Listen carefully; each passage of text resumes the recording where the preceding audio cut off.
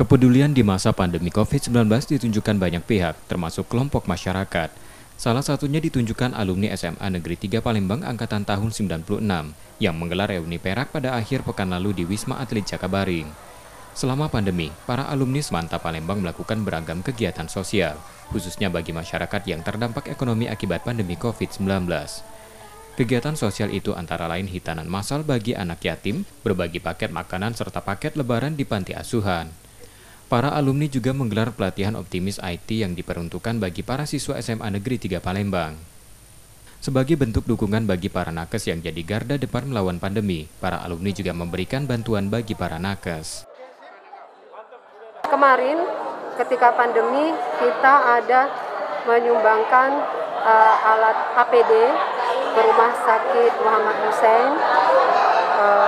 Kemudian terakhir kemarin hari Jumat kita adakan lagi berbagi kepada sesama di sekitaran putaran Bundaran Jakabaring. Reuni Perak Semanta tahun 96 diikuti 160 orang alumni yang kini berkiprah di berbagai bidang. Selain menjaga silaturahmi dan komunikasi tetap erat, lewat kegiatan ini para alumni diharapkan dapat terus memberi kontribusi di tengah masyarakat yang tengah bangkit dari pandemi COVID-19. M. Rizky Nurmizan, Purwantoro, Kompas TV, Palembang, Sumatera Selatan.